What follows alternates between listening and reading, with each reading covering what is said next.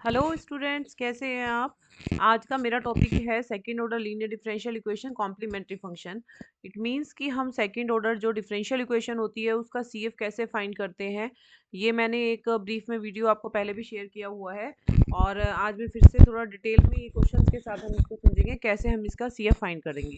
ठीक है, मैंने पहले बताया था। देखिए, सेकंड ऑर्डर डिफरेंशियल इक्वेशन का रिप्रेजेंटेशन ये होता है। ऐसे आपकी differential equation it is given by d2y dx square plus p dy over dx plus qy equal to r, where p q r are the function of x and or may be a constant।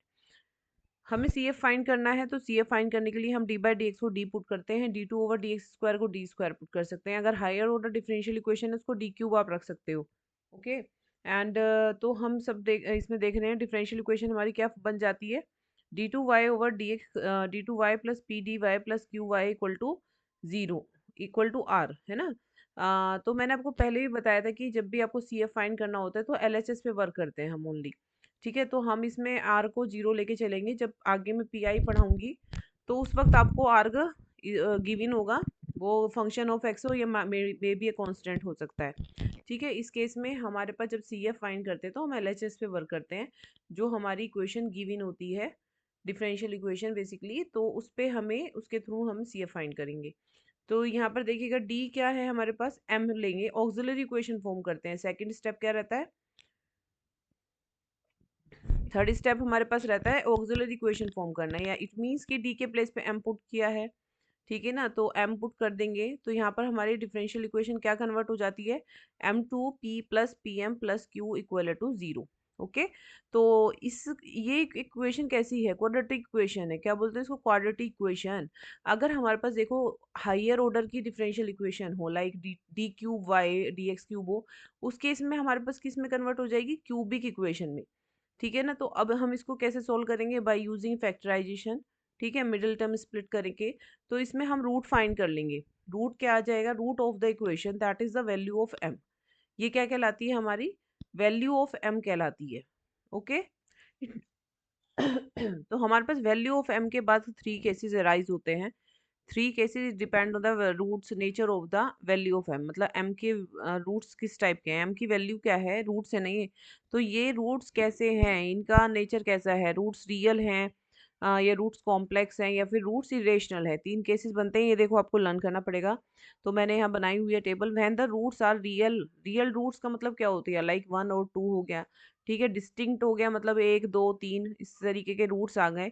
तो हमेशा आपको C F याद रखना है, जितने भी roots होंगे एक दो three, one two three cases के रूट्स हैं, तो उस केसेस में कितना हो जाएगा, C F C one E M one X plus C two E M two X plus C three E M three X. जितने भी आपके पास रूट्स होंगे, जितने भी आपके पास क्या होंगे, रूट्स होंगे, उतने ही कांस्टेंट लगाते चल जाते हैं। वन रूट के साथ वन कांस्टेंट, सेकंड के साथ सेकंड, थर्ड के साथ थर्ड कांस्टेंट।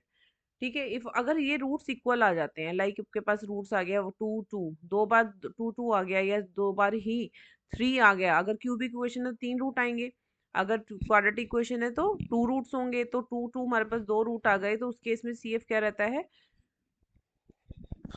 उस केस में सी एफ होता है C one plus C two X plus C three X square. It means अगर थ्री रूट्स होते हैं तो तीन कांस्टेंट लगा दिए हैं, C one C two C three. इनके साथ देखिएगा ऐसे आपको बनाना है, एक्स यहाँ पर ऐड करना है C one plus C two X plus C three X square E M X, जो भी रूट की वैल्यू है, लाइक टू है तो E two X. Clear, roots real का ये क्लियर हो गया। सेकेंड रूट का देखिएगा, कॉम्प्लेक्स रूट और डिस्टिंक्ट हो। अगर रूट्स हमारे पास कैसे हैं, कॉम्प्लेक्स है, like two plus minus three I. कैसे रूट्स हैं, two plus minus three I. It means एक रूट है टू प्लस थ्री आई, एक दूसरा रूट है टू माइनस थ्री आई। उस केस में सी एफ क्या रहता है, E two X C one cos three X plus C two sine three X. जो भी रियल पार्ट होता है वो ई के ऊपर आएगा, जो कॉम्प्लेक्स पार्ट होता है वो कोस एंड साइन के साथ जाता है। ओके, अगर रूट हमारे पास कैसे हैं, इक्वल हैं, कॉम्प्लेक्स हैं बट इक्वल। लाइक दो रूट आ गए सेम सेम कि two plus I three, to plus three आई दो बार आ गए हैं, तो उस केस में हमारे पास सी एफ क्या होता है, देखिए वही लग जाएगा E two X C one plus C two X, दो बार आए हैं ना, तो दो बार यहाँ पर एक लीनियर इक्वेशन बन जाती है, C one plus C two X cos three X plus यहाँ पर C three plus C four X plus sine three X. ऐसे हमारे पास ये कंडीशन आ जाती है। क्वेश्चन सॉल्व करेंगे तो डीपली आप थोड़ा पढ़ पाएंगे। अभी मैं आपको ब्रीफ बता रही हूँ कि कैसे, आपको ये बॉक्स जरूर याद रख लेना। केस 3 क्या होता है, रूट अगर इरेशनल है, लाइक आपके पास alpha plus minus root beta है, लाइक 2 प्लस माइनस रूट 3 है, तो उस केस में E alpha X C1 cos hyperbolic आ जाता है। अगर रूट इरेशनल होंगे तो हमारे पास हाइपरबोलिक इंट्रोड्यूस हो जाता है, एच लग जाएगा, H root 3x plus C2 sine hyperbolic root 3x। Clear. इस केस में भी अगर रूट इक्वल हो जाते हैं, तो जैसे हमारे पास दो रूट आए हैं और दोनों की वैल्यू एक ही है, तो दो रूट आए हैं तो हमारे पास बन जाएगी C1 plus C2x cos hyperbolic root beta x जो भी है, प्लस दो रूट हैं तो C3 प्लस C4x मिसिंग है यहाँ पर, C3 plus C4x sine hyperbolic root 3x। Clear. This part clear हो गया होगा आपको। अब एक क्वेश्चन लेते हैं। इस क्वेश्चन में क्या दिया है कि to find the CF of the differential equation, यानी कि इसको सॉल्व करना है। एक डिफरेंशियल इक्वेशन आपको मिली है D cube minus three D square plus four bracket Y equal to zero, solve it. तो देखिए सबसे पहले आपको एक्सिलरी इक्वेशन बनानी है ए ई, है ना। तो ए ई बनाने का क्या प्रोसेस बताया मैंने, डी को m पुट करेंगे, y को 1 पुट करना है। अब हमने क्या पुट करके यहाँ पे देखिएगा m cube minus three M square plus four equal to zero, यही आ जाएगी ना यहाँ से।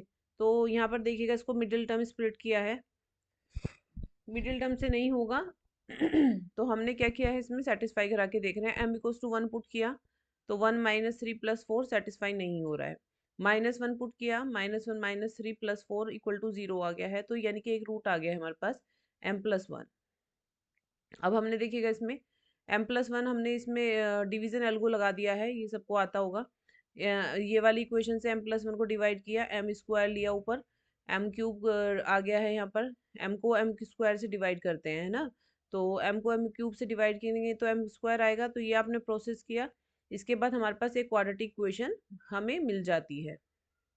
उसके बाद देखिए क्या करा है, जैसे हमने ये दो हमारे पास वैल्यू आ गई, एम प्लस वन आ गई और एक क्वाड्रेटिक इक्वेशन आ गई है, इसको आपने सिंप्लीफाई कर लिया क्वाड्रेटिक इक्वेशन को, के भी रूट निकाल सकते हैं, माइनस टू का whole square, it is also having the root, quadratic equation बन गई है two two, and this is a linear equation getting root minus one. So after putting this value in the complementary function, जो formulas हमने बताए हैं, देखिएगा ये real root है, तो C1 एक कांस्टेंट इसके साथ आएगा, apply the C1 E minus x, M1 हो गया ना, M1 x मतलब C1 E minus x plus plus लगाएंगे, दो रूट इक्वल हैं, ठीक है, एक रूट इक्वल नहीं है तो ऐसे बन गया, इसके साथ दो कांस्टेंट आएंगे, एक इसका C2 एक इसका C3, और दोनों सेम है तो हम इस फॉर्म में लिखेंगे C2 प्लस C3 x E2x E M X कितना है 2 है, तो this is the final answer. तो इस तरीके से ही आपको सॉल्व करने हैं इसको। नेक्स्ट क्वेश्चन, क्वेश्चन नंबर 2 लिया है मैंने, D4 plus thirteen D square plus 36 bracket Y equal to zero, फिर से डिफरेंशियल इक्वेशन है, सी एफ फाइंड करना है बेसिकली, क्योंकि right hand side zero given है तो पी आई तो नहीं फाइंड होगा, तो हम सी एफ पे वर्क करेंगे। तो डी ऑक्सिलरी इक्वेशन बनाएंगे, पुटिंग करेंगे डी इक्वल्स टू एम, तो D equal to M put किया तो M four plus thirteen M square plus 36 equal to zero आ गया।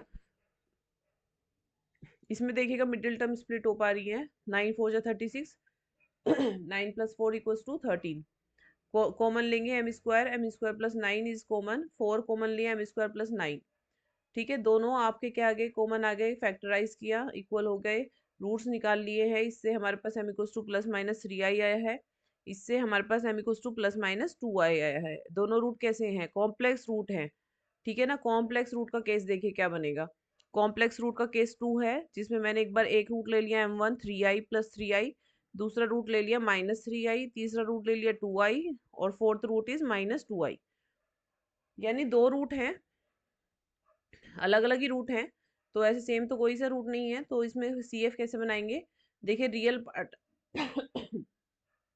रियल पार्ट उसमें जाएगा ई के ऊपर, E0x, और ये यहाँ पर हमने C1 यूज किया है, C1 cos 3x plus C2 sign 3x, iota में जाएगा ना, मैंने बताया था इमेजिनरी पार्ट आपका कोस साइन के साथ जाता है और रियल पार्ट आपका किस साथ जाएगा, एक्सपोनेंट में जाता है, प्लस फिर से आपने इसका बना लिया ई की power 0x C3 cos 2x plus C4 sign 2x, ठीक है, तो यही हमारा क्या हो गया, कॉम्प्लीमेंट्री फंक्शन हो गया है। This is the final answer. तो हमारे यहाँ पर कॉम्प्लीमेंट्री फंक्शंस के मैंने आपको डिस्क्राइब कर दिया है, सीएफ कैसे फाइंड करते हैं सेकंड ऑर्डर क्वाड्रेटिक इक्वेशन से, और साथ के साथ दो क्वेश्चंस हमने सॉल्व किए हैं। इसके अदरवाइज जितने भी क्वेश्चंस रहते हैं, आप मुझे कमेंट बॉक्स में एक दो क्वेश्चंस आपको नहीं आता है आप मुझे भेज सकते हैं, सो दैट मैं वो क्वेश्चन आपको सिंप्लीफाई करके सॉल्यूशन भेज दूँ, या फिर उसको मैं वीडियोस की बना के मैं आपको समझा दूँ। ठीक है ना। और वीडियो अगर अच्छी लगी है तो प्लीज़ लाइक ज़रूर करिएगा, शेयर करिएगा। Thank you students.